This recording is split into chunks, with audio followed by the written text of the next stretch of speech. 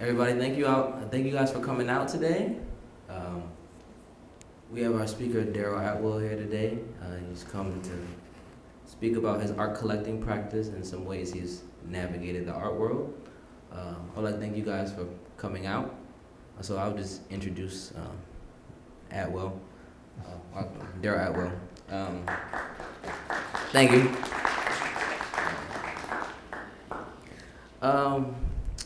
When I kind of first heard about Atwell, he was kind of like an urban legend. Like the Loch Ness Monster, Godzilla, Bigfoot. Because me being from the inner city and being interested in art, the last thing you think of is someone who is dedicated to actually buying works of art from people of color. So when people were telling me about this guy, Darryl Atwell, he has a collection. He owns this work, he owns that work. I said, no, it can't be true. You're lying. And so when one of our mutual friends introduced me to Atwell, I walked in his house and I saw master works of art. And I said, wow, this is crazy. A black man is really doing this to preserve artists of color at the highest level of art. And it inspired me so much that I had to bring him here to talk to you guys. And I know a lot of people were saying, oh, why didn't you get an artist? We could have got an artist. But I kind of wanted to show a different point of view of art that many people might not get to hear about, which is the collecting side and the person who actually funds these artists and their endeavors. So I'll read his bio, and then he'll come up here. Darryl Atwell lives in Washington, D.C., and has been an arts patron for the last 10 years. He developed a love for art while residing in Cleveland and began attending events at the Cleveland Museum of Arts as a social outlet. Since that time, he has focused on contemporary works of art from the diaspora. He has created Kinetic conversations in contemporary art at American University, and ongoing programming at the National Gallery of Art to help promote diasporic artists and themes in the DC area. His collection was most recently shown at the Harvey Gantt Center entitled Simple Passion, Complex Vision. He hopes his passion will inspire other collectors to increase the visibility of artists of color. So I would like to introduce Darryl Atwell to the stage. Thank you.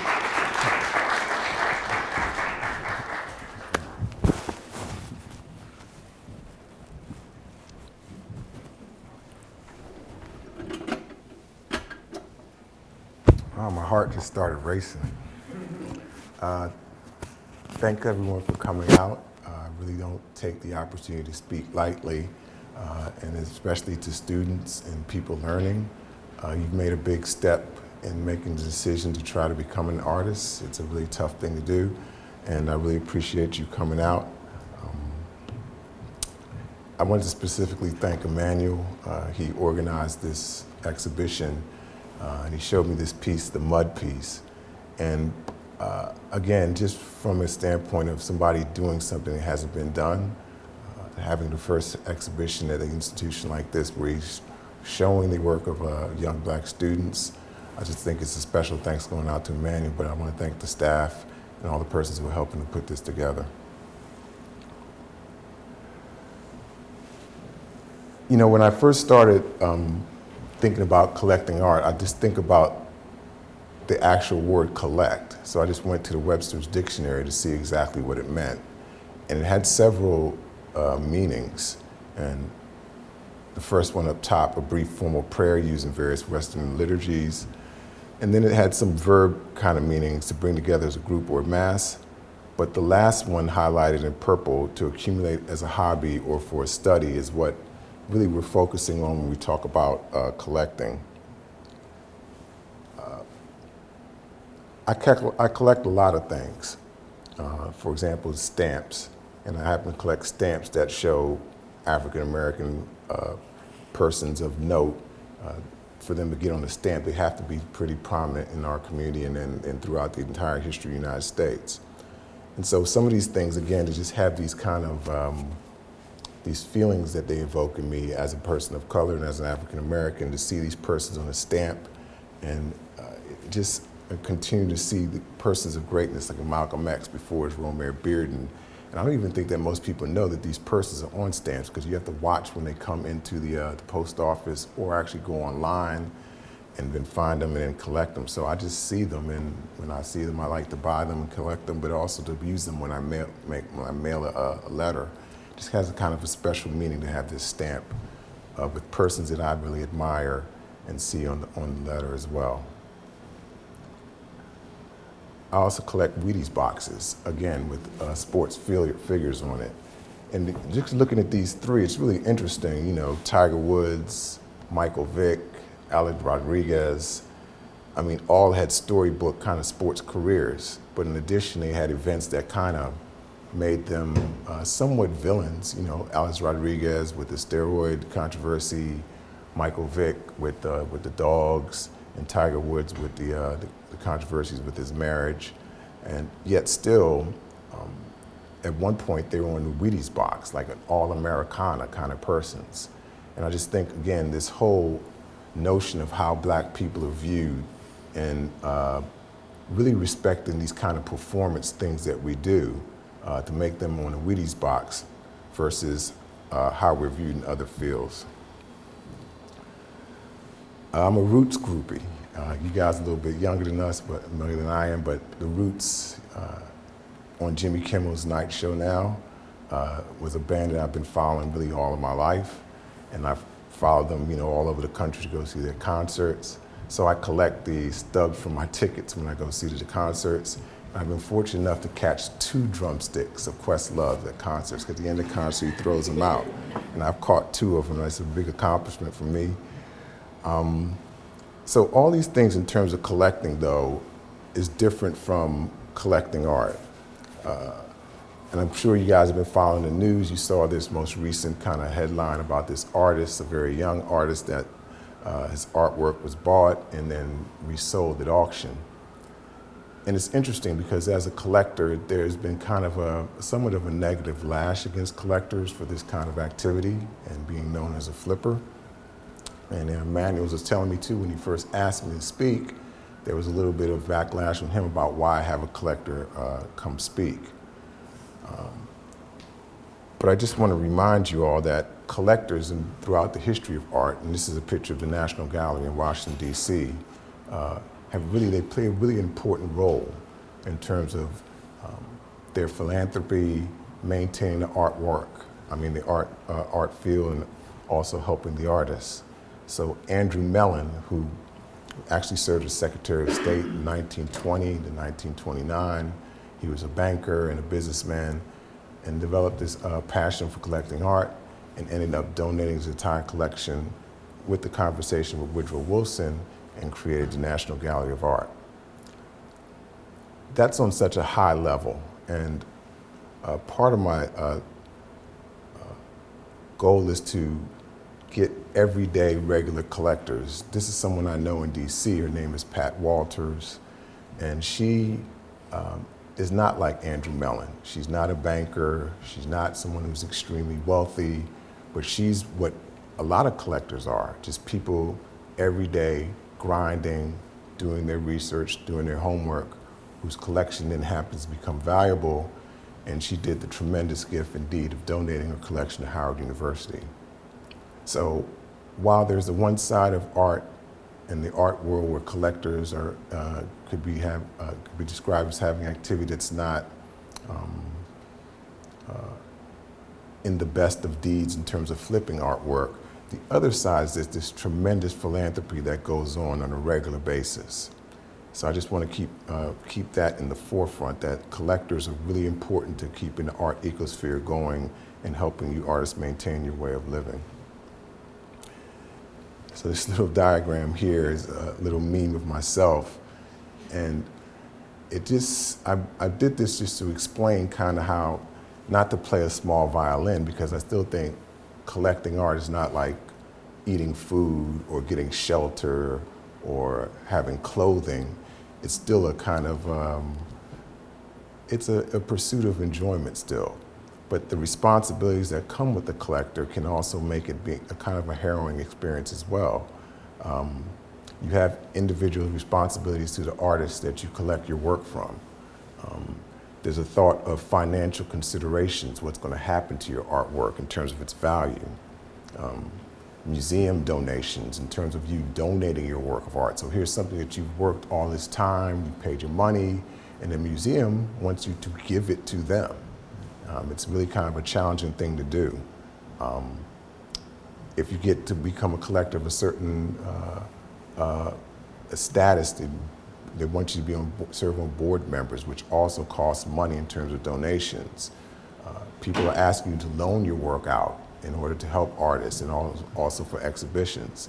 So sometimes the idea of being a collector can be a little bit of a harrowing experience, even though it seems like it's just, I don't want to just say fun and games, because at the end it is about the pleasure that it gives me from looking at these works, but it sometimes can be a harrowing experience.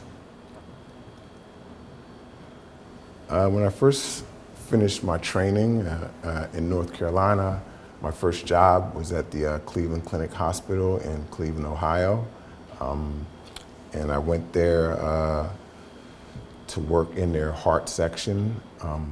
In Cleveland, you know, is famous for a lot of things, like the Cleveland show.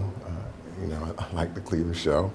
But they're also famous for some infamous things, that Michael Jordan put a dagger in their heart in terms of him going to the championship. LeBron James left before he came back to give them a trophy. But for me, socially, I was having a little bit of a tough time in Cleveland. And so the Cleveland Museum of Art used to have these jazz concerts in the evening time.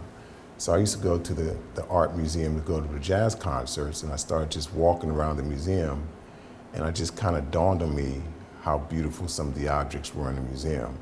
And that was kind of the first thing that kind of lit a fire under me and kind of spurred my interest in artwork. There was one gallery that focused on WPA and African American arts called the Malcolm Brown Gallery. So I went to that gallery and kind of got an early education about, you know, just the idea of collecting, the idea of what is important in looking at artworks. And specifically, this gallery focused on African American masters. And at that time, this is almost 10 or 12 years ago, there wasn't the same kind of energy that there was about contemporary works. So there wasn't a lot of scholarship on new and upcoming artists. Most of the scholarship at that time was mostly on master works. And so that's what I focused on, learning about the whole history of not just African American art, but art period, but specifically with the Malcolm Brown Gallery with African American artists. This piece is the first piece that I bought, and I bought it from a place called the Caramoo House, which is the oldest black theater. It was in Cleveland. There was an auction there, and I paid $75 for the work. I still have it.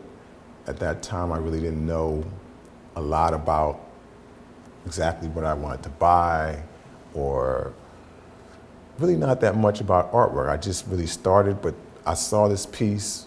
I thought the price was pretty good, $75, and so I made the purchase. I still have the work. I can't really find out the artist's name is at the bottom of it, but I couldn't find any information about him or her. But I just think it really has a kind of a sentimental value as the first piece of art that I really purchased. I put this quote up here, and it's by August Wilson, and I'll just read it to you. It says, "What we lack is the ability to give ideas and images we have of ourselves a widespread presence, to give them legitimacy and credence in the same manner in which debasing and denigrating images that provide other Americans with a basis for their fear and dislike of us are legitimized by constant repetition." So it's several words, but what he was talking about is just imagery. And that's what was in my thinking too with artwork, like how black people are represented, and the balance of representation, whether it be in art or cinema or TV. And these things just started to really take kind of focus in my brain. It's a trivia question. Who can tell me who this is? No one. God, I had a prize for you. No one can tell me who it is. Elaine Locke. Elaine Locke. Elaine Locke was the first black Rhodes Scholar and creation of the New Negro and one of the fixators of the Harlem Renaissance. And he had this idea during that time that when African Americans were involved in artwork, that it should be almost used as kind of like propaganda. Again, to the same thing that I was making reference to about imagery being positive. And so that our kind of incorporation in everyday life would be seen as more acceptable, not as a way of just necessarily wanting to blend in necessarily, but to have these positive images of you so that you can uplift yourself and others would see you in that same light. It's kind of easy to cherry pick real negative imagery that's out there, and I don't want to give the impression that it's all, but when I see images like this, and not to be hard on LeBron with this particular image because he probably didn't think about it, but it's really easy to get these kind of notions in your head about what it is to be black and to be a black male with a white female, and you're an athlete and you're big, and the connotations of that, and the whole idea of how black males have been the fear of white females and black male and that domination. So these kind of imageries is are some of the things that we're constantly combating. This slide just has some of these things that are still in our cipher, and it's really it's subjective.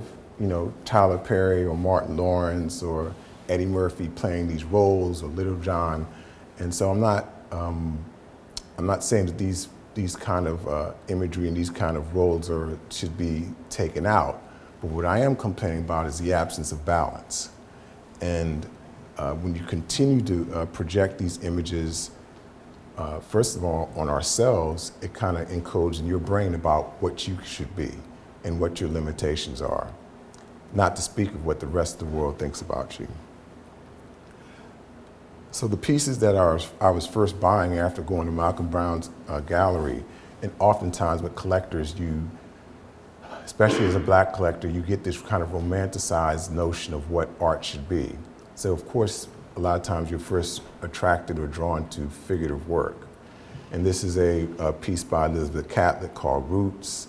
And I don't think I really have to say too much about it. It's just an image of a beautiful black woman with an afro. There's kind of a masked figure around her face, like an African masked figure around her face. And then these beautiful patterns, the kind of afro patterns around her. And this kind of just, when people say art touches you, this kind of figure and this kind of imagery had that initial effect on me as an early collector.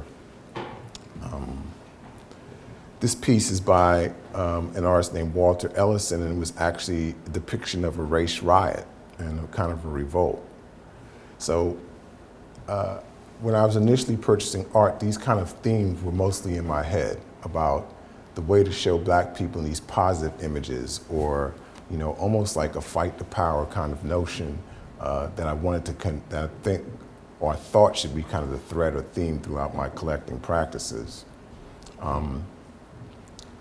But then I got a little tired of Cleveland, and I moved back to the nation's capital. That's where I'm from originally, Chocolate City. It's not chocolate anymore, it's kind of beige. But at the time, I wanted to move back to DC and kind of just rejump my life. And with that restarting, there came kind of new goals from an artistic perspective. I started thinking much more now from a kind of holistic approach with my collecting, and even spurred on by my mom. She was like, yeah, Darryl, you collect this artwork, but what is it going to contribute? It can't be a simple thing where you're collecting these great pieces of work and you kind of have them for your own kind of viewing, your own kind of pleasure. So I started thinking about community contribution. I made kind of a switch also from collecting or trying to collect master artists to focusing collecting contemporary living artists. Master artists are, at the time, were more expensive. Most of the artists were not alive, so I couldn't really have a connection with them as well. And so I kind of made a switch to start collecting contemporary artists who were also living that I could develop a relationship with. The idea of collecting museum quality work is again kind of subjective, but it also dawned on me that if I was going to show these works in public spaces, then I'd have to kind of figure out the kind of works that museums would also find worthy of showing as well. And that's a delicate kind of line to walk, because I didn't want to be kind of boxed in or kind of following a specific path per se, but there are some tenements about the kind of work you collect and its potential value down the road and potentially having it in museum collections. I thought about the idea of cooperative buying. I think that often in the art world we're disingenuous about money. It's still, you all are involved in the most bougie pursuit that you can be involved in. In fact, if you go into a museum right now or go into a gallery and you have whatever, Jay-Z money, and you try to buy a specific artwork, like you just go and buy a Mark Rothko, they're not going to just say, here, you can have this Mark Rothko because you have the money. So it is one of the pursuits where, because stuff is so highly valued, so expensive, that a lot of times, even myself, I can't afford to buy works.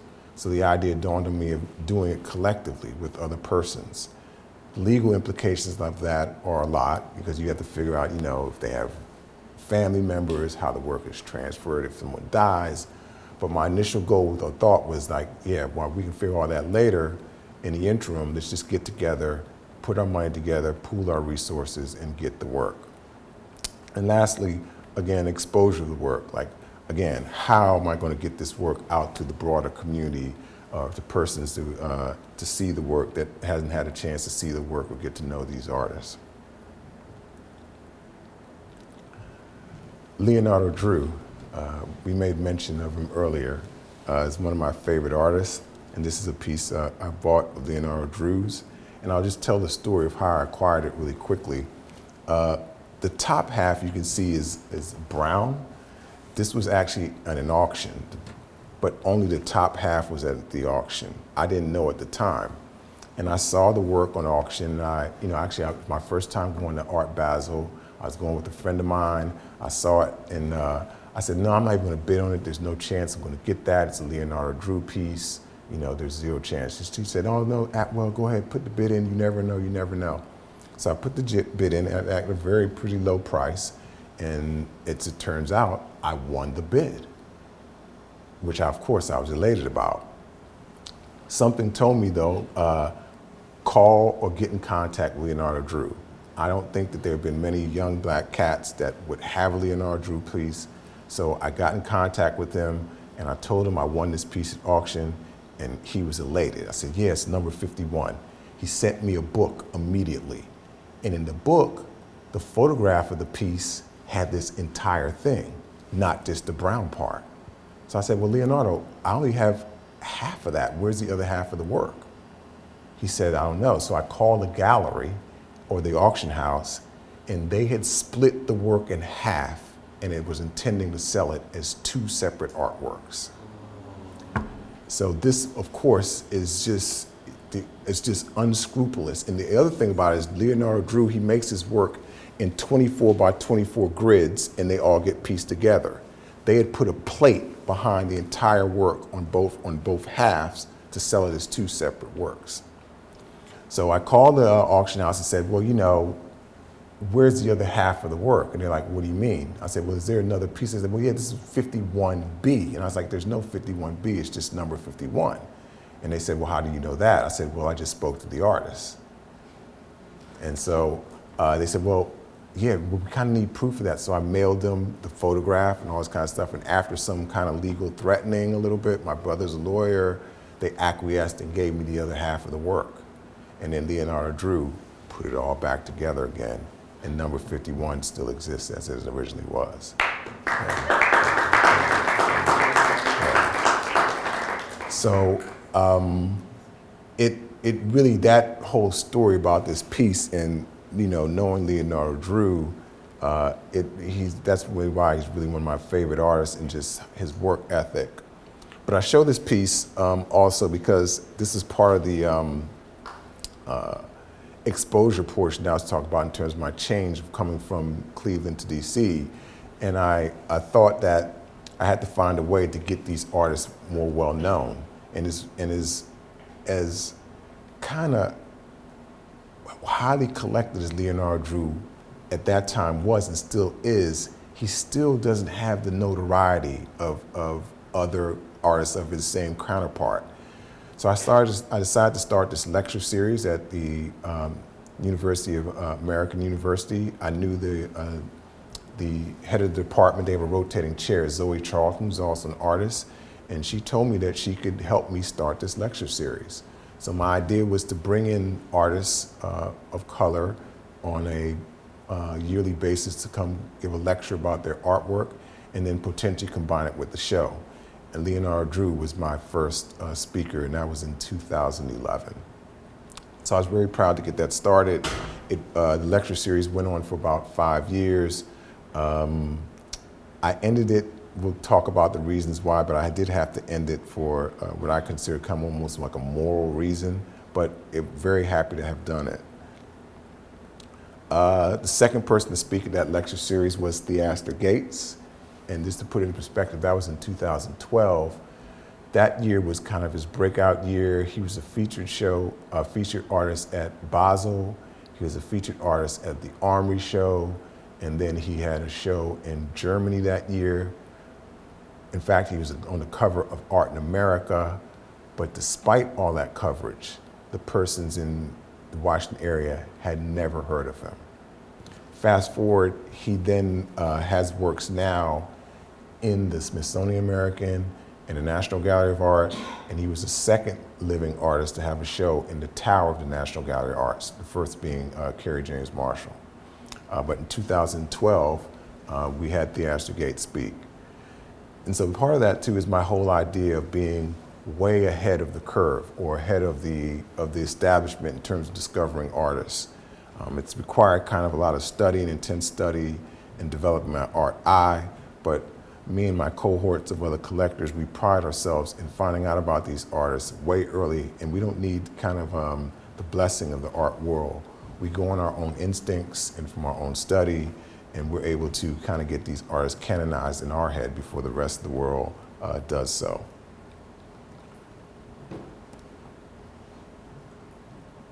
So still in this theme with persons who spoke at the lecture series, Titus Kaphar, who you all may know. This piece is called Push by Titus Kaphar. And for those of you who aren't familiar with them, Titus kind of takes old historical paintings where the black person is kind of unseen or unknown. And oftentimes in these paintings, like this painting, there was a person, probably a lady of leisure, where he cuts them out of the painting and the black person is now becomes more prominent. And it's just I thought just such an interesting, unique way for him to express the ideas of black importance and putting black people kind of on Front Street.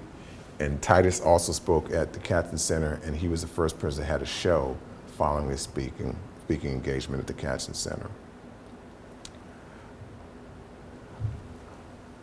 Continuing with that theme, I started to also not back off of my earlier thoughts of having works that express ideas of race or cultural identity, but I wanted to find ways where it was done so, I don't want to say more cleverly, but it didn't have to be in your face.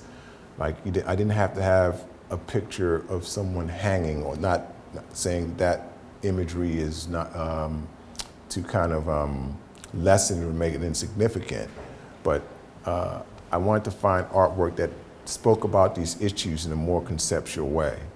And this artist, again, going back, Theaster Gates, this piece is called High Yellow. And Theaster Gates, and it's called a civil rights tapestry. So he took these decommissioned fire hose from the Chicago department, and he put them together in this way, almost to make like a tapestry, but like a painting. And the marks on these fire hoses are just natural marks and natural occurrences that occur. And so again, I just think a very clever way to talk about race, and specifically these fire hoses were used during the civil rights to spray water on black people. Yeah, it almost, and I'm not even trying to be melodramatic or hyperbolic, but when you think about human beings being sprayed with hoses just because they want, basic human rights, it's just, I don't know what to say about it. It really touches me. So when I look at that piece, on the one hand, it creates a certain sadness in me because I don't think these issues have been resolved, although the progress has been made, but it also reminds me, that all of us, and this is also for not just black people, all of us has to keep on our grind about resolving this issue about race. And so this other piece by him called In Case of a Race Riot, which is just so clever to me, again, that you have this fire hose behind this glass. If a riot breaks out, you break the glass and you spray the people. Just really clever. A way to talk about race, again, that doesn't seem so obvious. Continuing along that theme, I also went into different mediums as well. This is a photograph by an artist called Demetrius Oliver, and this is actually him in the photograph, and he just covered his face in chocolate. And so just looking at it, it's kind of it's a disturbing image. It's beautiful in a kind of grotesque way as well. But then when you get the title of the piece, it's called Till, named after Emmett Till, who jump-started the whole civil rights movement with his murder when he went to go visit his family, and he was murdered brutally. And his mom just had the courage to leave the casket open so the world could see this kind of grotesque imagery of her son. And again, for Demetrius Oliver to think about this in terms of, putting chocolate on his face and the gradations of the chocolate somewhat looking similar to the face of Emmett Till, again, to me, is just a really clever way to talk about race and these issues. Continuing on that same theme, sometimes as a collector, collecting larger works is a scary thing, especially since you don't have room in your house to do it. But myself and my other cohort of other collectors, sometimes we just say, listen, get the work and we'll figure it out. This piece is called Tarball. It's by Levester Williams, and it's made out of actually used penitentiary sheets. He went to the Virginia Penitentiary, and I don't know how he got them to give him the sheets that inmates have actually slept on. And he wrapped it into this big ball and covered it with tar. And again, conceptually, just really an interesting way to address the issue of prison reform and these disparities in prison sentences by using the actual sleeping conditions that persons are going through in a jail system.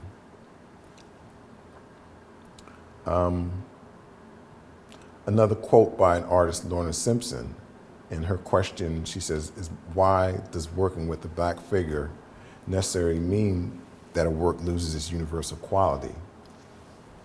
And by that, I think she was trying to allude to the fact, this idea that there's black art. I mean, I'm not sure what that means. There's black artists that are creating works that are about themselves, and it's just artwork.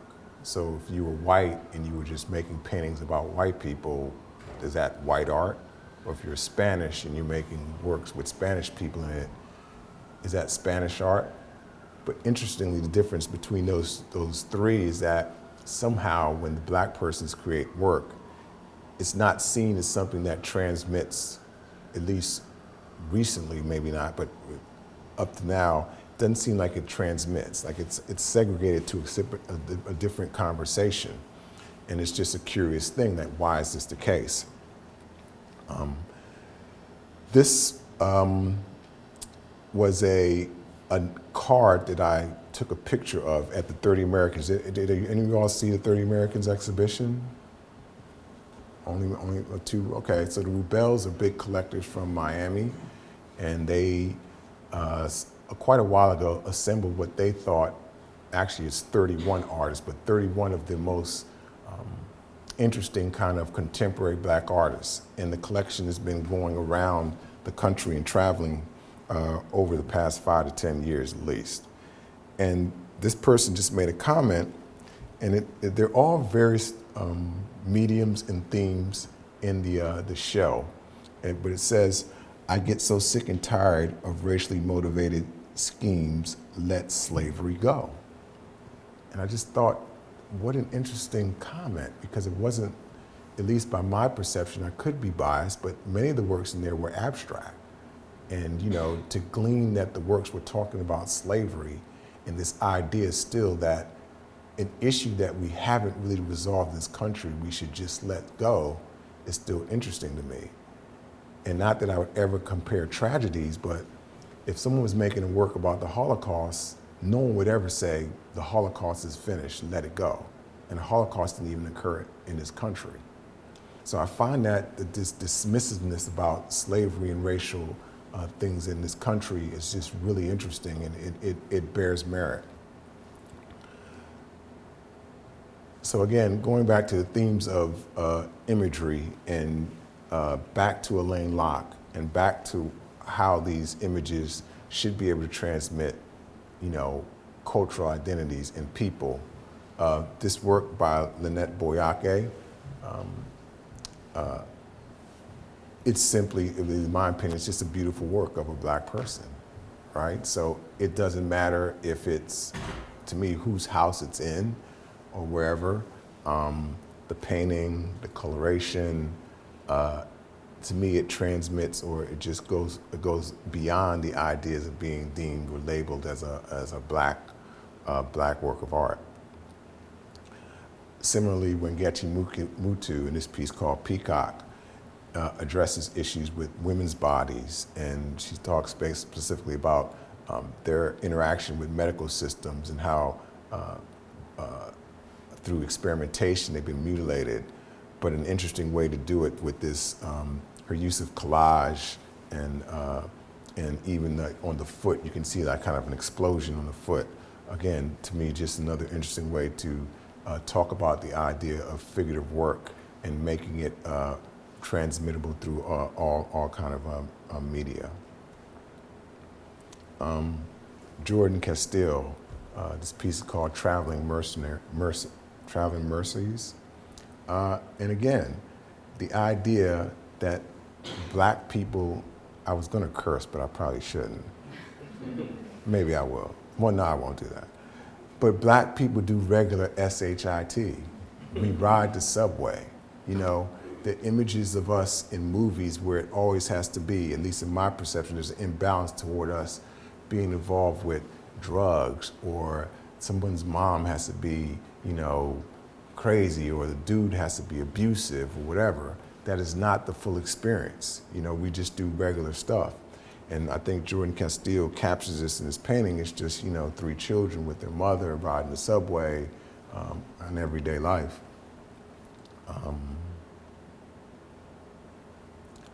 Continuing on that figurative theme, Jarvis Boylan made this painting that happened to get on the cover of New American Paintings. And again, remember we spoke about trying to be ahead of the curve. And I really feel happy for him and proud that the painting was able to make this cover. But again, the idea of just good painting, depicting black persons doing normal things in a kind of proud position. I really think, I'm not sure if other people understand what it's like if you go into a museum before this recent kind of acceleration and appreciation of black work, but still, despite that, when you go into a museum and you don't see any people who look like you in a museum, and you're in this country, and how that makes you feel, it's kind of a disheartening experience. So the fact that we now seemingly have this kind of overkill about it, well, it's really not.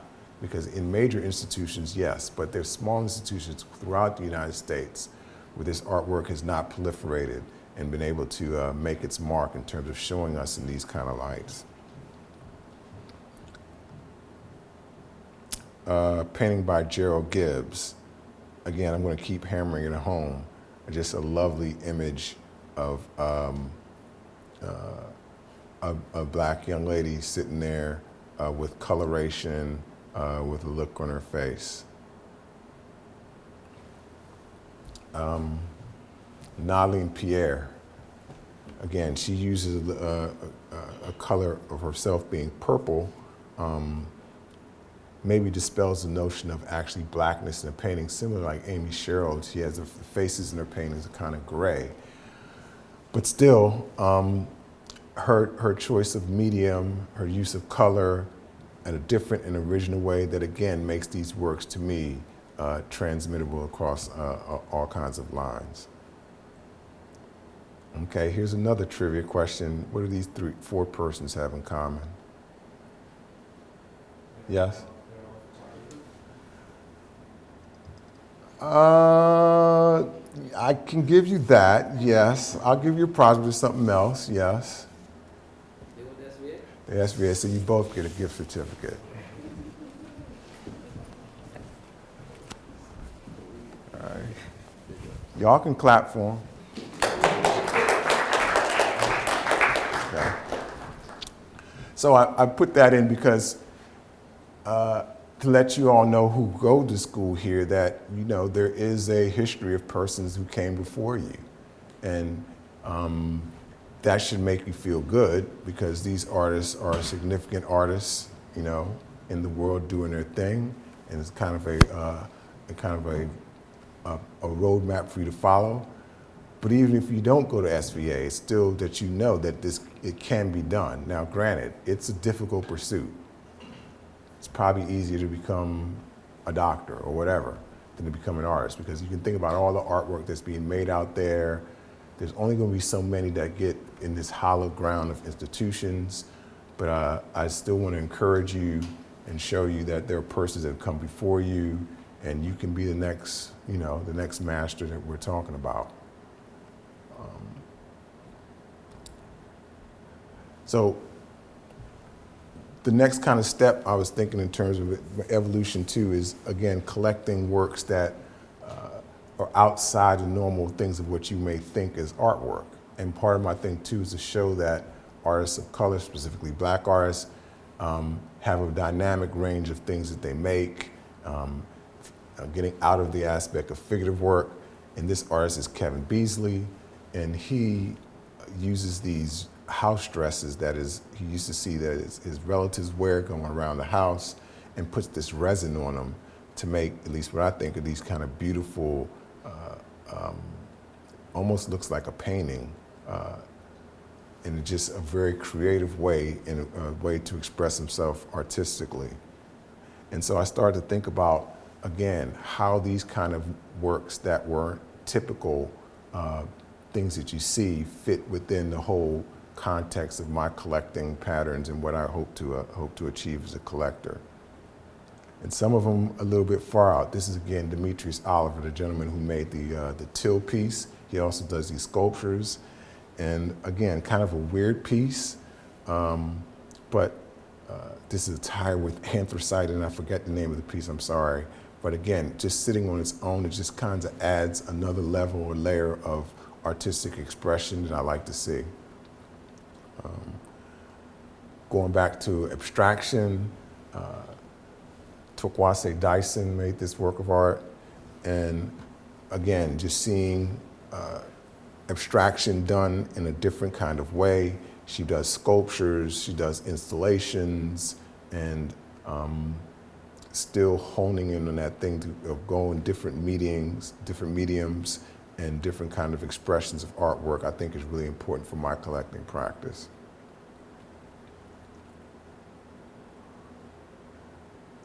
Back to Theaster Gates again. These two works are were called stacks, and they're made out of concrete, which is one of my favorite kind of substances And I just thought, seeing these works, actually the one on the left, Theaster tears down houses and uses the material from houses, initially using these materials from houses to make work. So that's actually a mattress that he found from one of the houses and then is incorporated into this stack. And these works are just really kind of, they had this kind of Greco-Roman, just kind of austere, really stark, modern aesthetic to me, and that's what attracted me to them.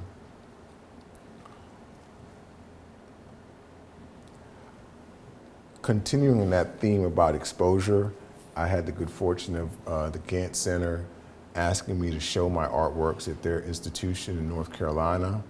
And Emmanuel referred to me as a Loch Ness Monster earlier, or as Bigfoot not being seen. I still don't really feel that comfortable actually being seen, so I chose to kind of just put my face away from the camera in this picture. But the whole goal of it was to, again, my first foray into showing my artworks publicly in a space where communities may not have been exposed to these artists.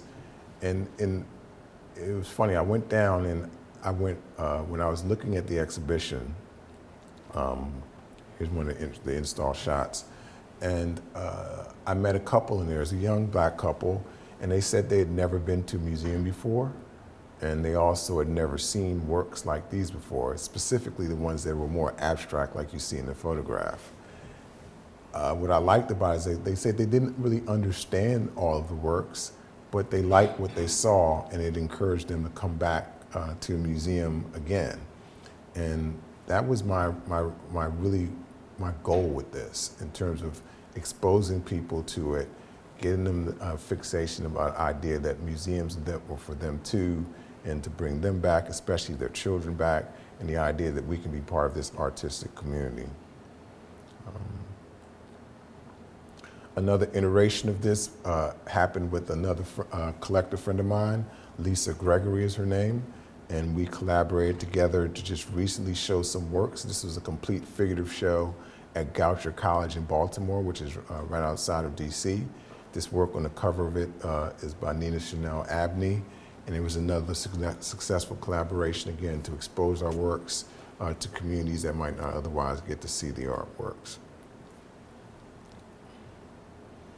Don't laugh at me in this photograph, right? But this, I spoke about collecting contemporary works, but I don't want it to be misconstrued that I've forgotten about masters. And if I get a chance to get a work by a master, I most certainly will do so. So this is a work by Ed Clark, who most recently passed. He had a show together with Amy Sherrill.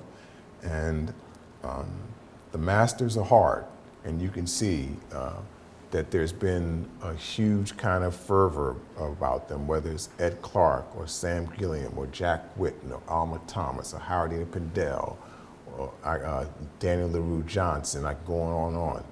And those names, by the way, if all those names are unfamiliar to you, then that's what I want you also to do. Part of your job as being a student and making you the best artist you can be is constant study. I mean, that you have to go out and you have to look at artwork, you have to read, not only for your own inspiration of your work, but also to just, part of it is just knowing that history of artwork will help you be a better artist. It'd be similar, you know, Kobe just died, and what did Kobe do? He was talking to everybody about basketball. He knew the history of basketball. Same thing with LeBron James. All these great persons in these fields, they study what came before them.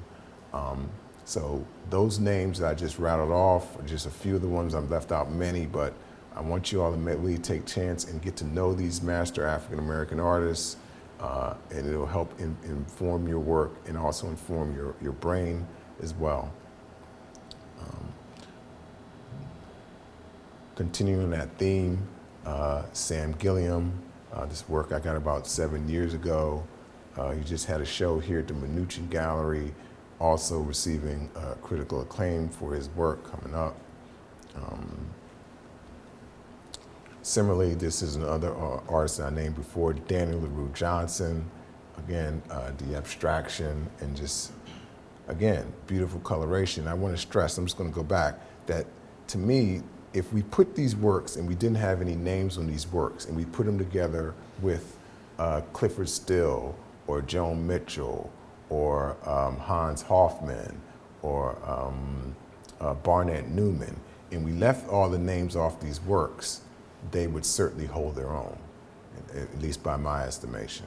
And that's what I kind of want eventually to happen with with Black artists, to be in direct concert with all the other artists that are available out there. Continuing that theme now of trying to find works that, again, speak differently, that the artist is doing something creative or revolutionary might be too strong of a word, but something that you haven't seen. And this work is by an artist named Tony Lewis. He's out of Chicago, and he uses mostly graphite and this language of letters to make these, what I think are beautiful abstractions on paper.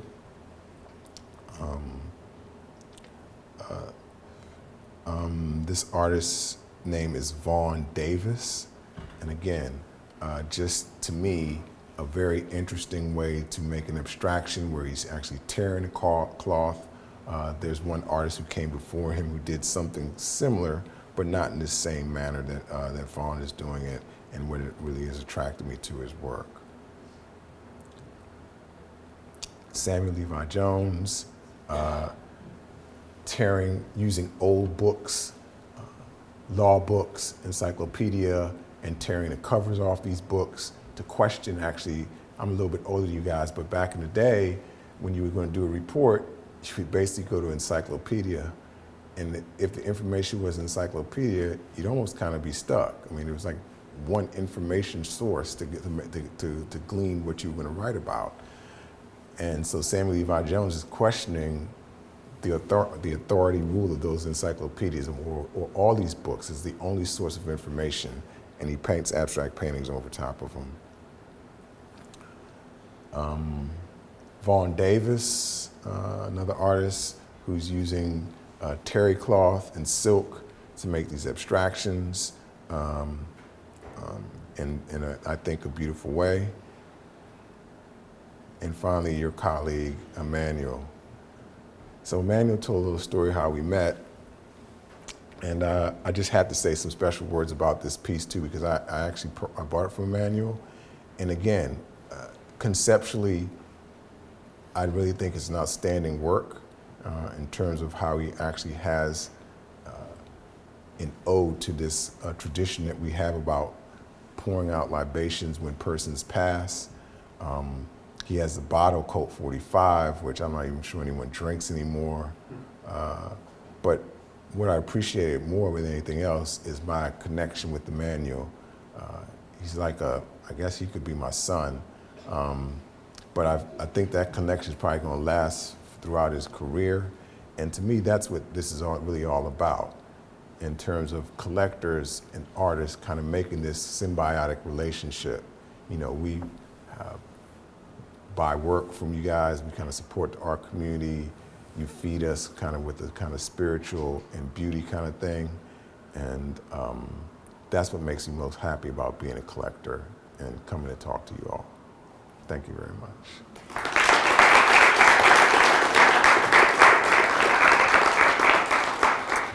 We have time for a few questions. Mm-hmm. So what would you recommend someone starting out in collecting to begin with? Like, what direction would you go? Would you even say they even need to buy expensive work? Among those like kind of variables. Yeah. I get asked often about how to start, and the first thing I would like the person to do is kind of build up your art muscle, just like anything else. I think you have to look at a lot of artwork, go to shows, go to museums, go to galleries, go to student shows, read a couple books, get some magazines like Art in America, all those kind of things, and really read about some artwork. I actually feel a little bit sorry for early collectors now, because specifically in this realm of African American art, let's be honest about it, the vultures are out. You all are really wanted right now. And because the relative value is, so let's really talk about money. When collectors of note see artwork for, let's say, $100,000, that's nothing to them. So for them, the relative value of that 100,000 turning into whatever versus buying their traditional works that cost millions, it's a great value. So the vultures are out en masse. So now, after buying an artwork, if an artist has a show in a gallery, the galleries are now saying, well, we'll put you on a list, or you can get the show as if you buy it, it has to be a promised gift to a museum or institution. So now you really have to do your homework and look at artists really early. The idea about spending money, if you get artists really early, you probably are going to spend a lot less money, but we have to be honest about it. It's not going to be the same as buying art if you do on a cruise, or you're just walking down the street, or you're in the subway. The kind of art world that you're involved in is known as fine art. So at some point, if you're going to get in this kind of realm, you're going to have to prioritize and probably spend a little more money than you're used to spending. Yeah. Hi. Hello. Do you ever think there will be a time where Black bodies won't be seen as a political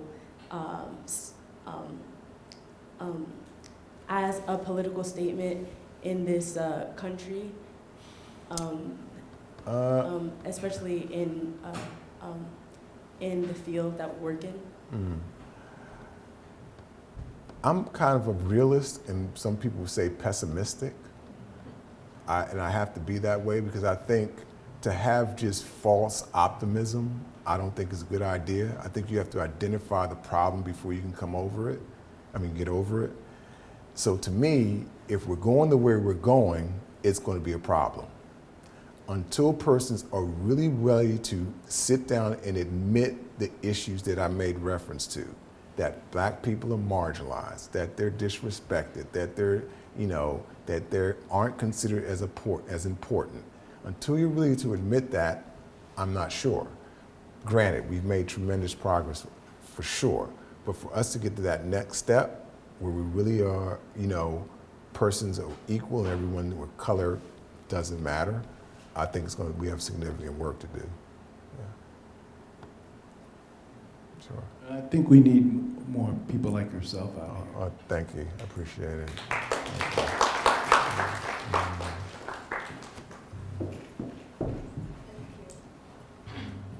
Hi. Hello. Sometimes I feel the conversation about money is missing from Black households, especially how to accumulate money from different areas except for just a 9-to-5 job. And I was wondering if you could talk about ways to gain capital that we could use to develop collections and buy works of art by our peers in our community. Sure. Well, the first thing I think is priorities have to be changed.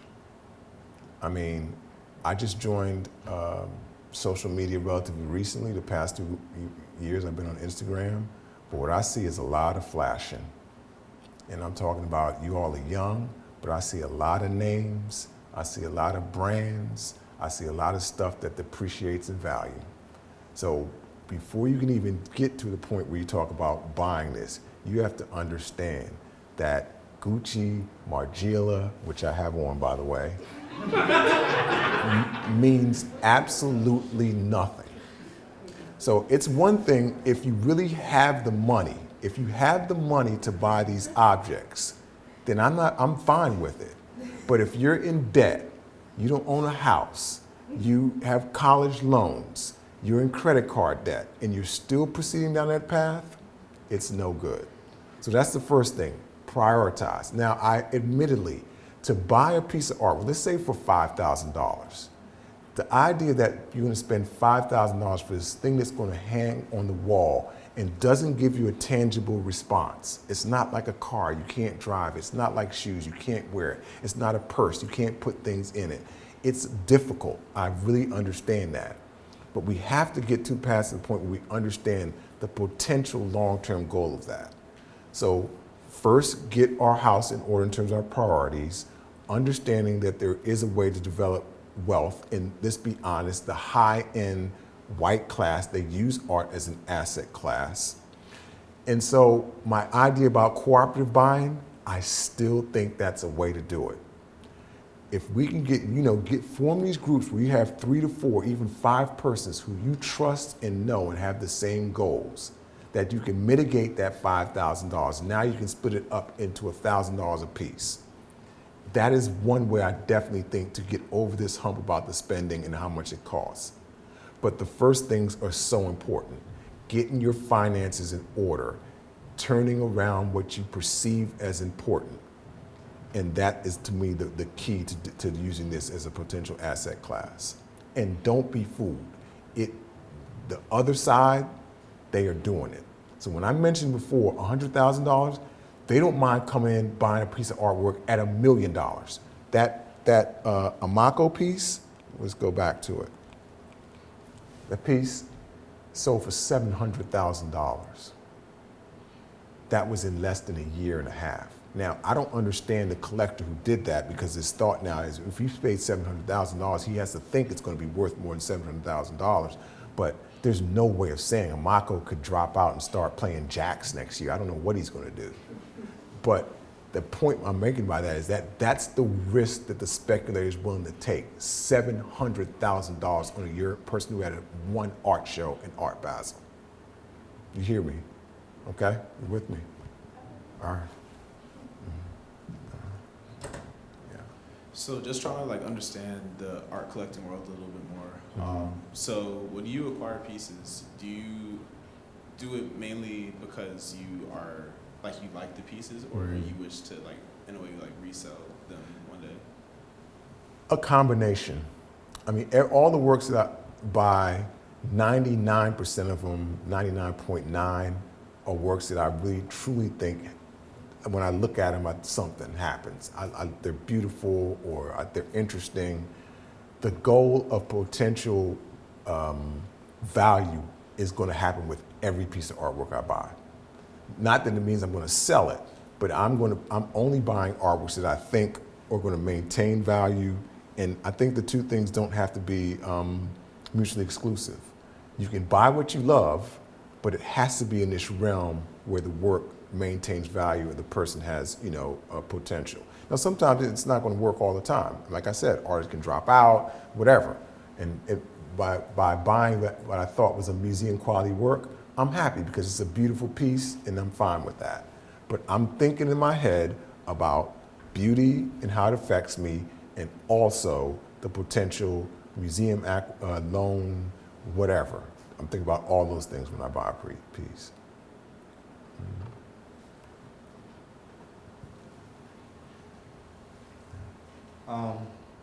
A lot of, in paintings, I find that every time there's a black subject, it's always politicized. And I was wondering, from a collector's perspective, how can an artist, like a black artist, use their blackness to forward themselves in their career without being used as a useful idiot by people that don't necessarily have their best interest at heart? Sure. Well, I think two things. Sometimes people say, what does a painting mean? And I shared an artist statement with Emmanuel. I don't even read artist statement anymore because they're so obtuse. I have no idea. You all are too smart for me. I have no idea what you're saying in the artist statement. But I don't necessarily think a painting has to have meaning. I mean, when you look at, let's go back and look at something.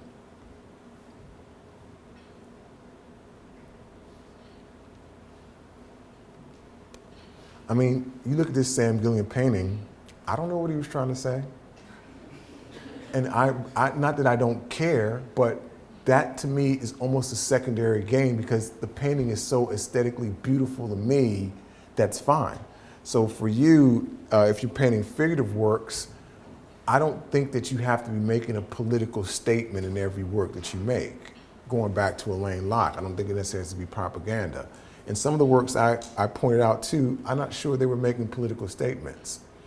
I think you control that narrative, by when people write about your work, that you make sure that your opinion about what you are trying to say gets to that person. Because sometimes I think curators take kind of this poetic license and kind of say things, and I'm just like, the artist didn't mean all that. So I think you have to control that narrative about what your work wants to say, and then in your imagery, stay away from those things that are obvious. Maybe you don't need to have the person hanging in a tree, or you don't need to always use nudity directly in your work. Think of some more clever ways to present it so that those meanings are more open and open for interpretation by the viewer. Thank you.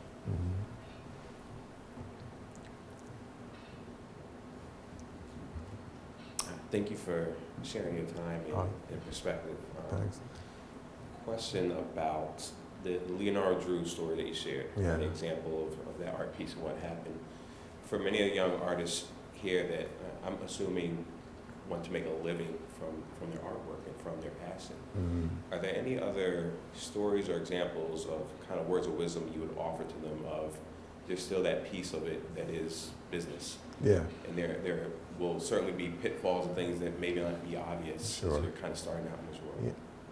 I don't know. I asked the man of the day about what classes they do in art. I don't know what art school is like. I'm not sure if they have. Maybe I should start that class and go around the country and start the business of art. But I think there needs to be a class about that because, don't be fooled. This is still a business. Even though it's pretty and it's hard, it's business. And so, like, for example, the contracts that you get in with galleries, and you all may not know, but the gallery, this contract is a 50-50 contract. When they sell your artwork, they get 50%, you get 50%. This notion that when an artwork gets sold, that the artist doesn't get, proceeds when it's sold in that secondary market seems kind of unfair. I have mixed feelings about that. If you buy a Ferrari and then resell it, Ferrari doesn't get any more money from the secondary sale either. That might be kind of a controversial thing to say, but it's kind of how I feel. But the two things I would say is that, you can still, you have more power and control than you think, first of all, because you're the one that's producing these works. So if I were an artist, what I would do is I would bring some more legal stuff into it. Like if I went into a situation with a gallery, I'm gonna get my own lawyer, and I'm gonna have them maybe write up a contract about what happens to my work, all those kind of things. The second thing is don't sell yourself cheap. What happened, there was an article about Derek Fajor, I don't know if you all saw that, where he made a contract, he sold 20 works to a dealer, and the dealer got 16, so now Derek's works have skyrocketed. The dealer wants those additional 4 works, and he's suing him for $1 million. When you're selling your works to collectors and very early, you sell them of your own volition. So if you sell me a work for $50 and then I sell it for $2 million, don't get mad at me. You sold it to me for $50. So you have to be able to put in perspective. Now, I'm not telling you to sell it for $2 million initially, but your work is valuable to yourself. Place some value in your work. Be careful about who you sell it to.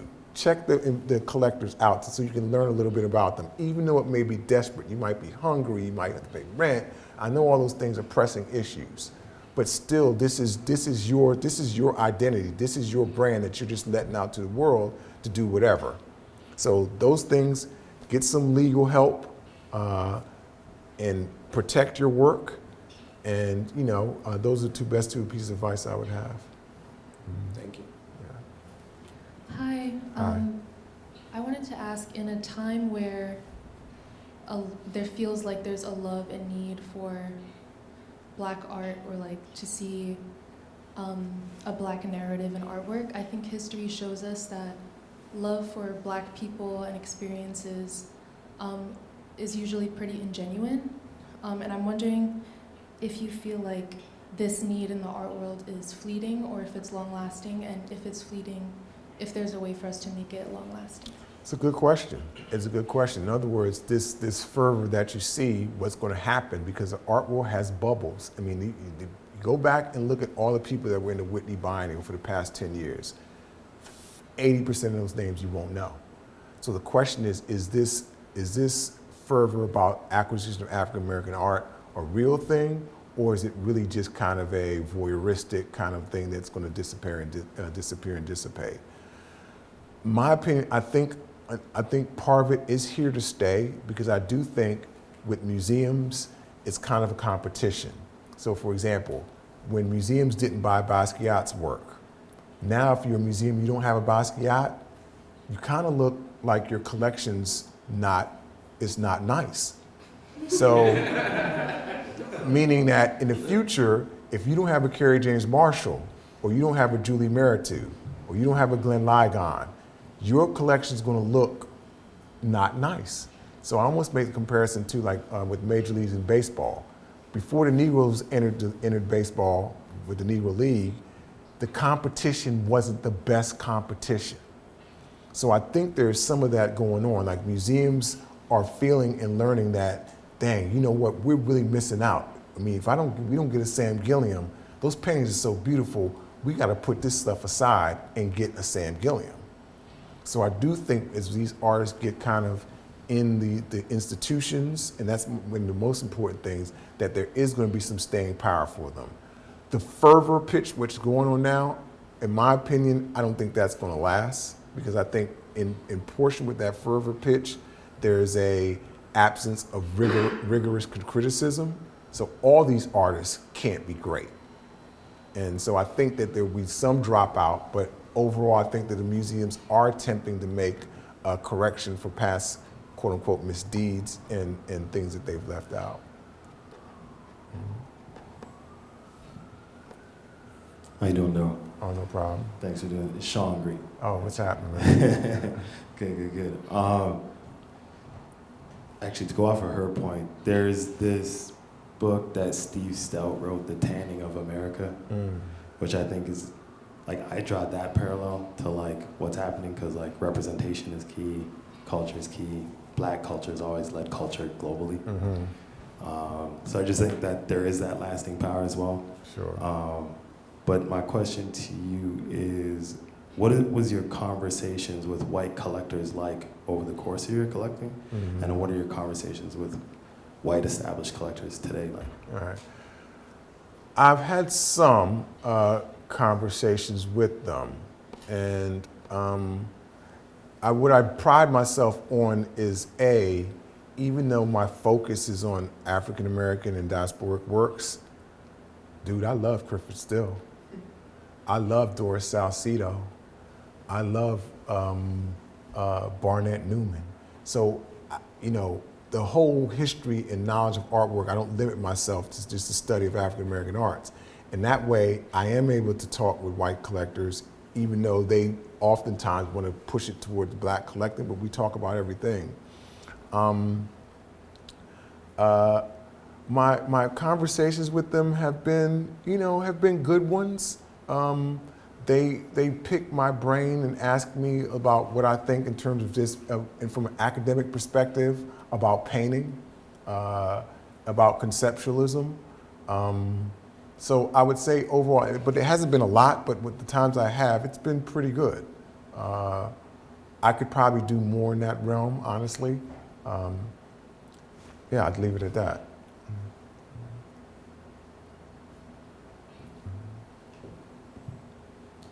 Okay, not a question. Sure. I don't know many older black men like that, but I just wanted to let you know that I find you pretty cool. Thank you. And the fact that you're from DC, which is pretty close to home for me because I'm from Maryland. Okay. That's even cooler. Thank you. And your jacket's tight. Yeah. Thank you, man. Appreciate it.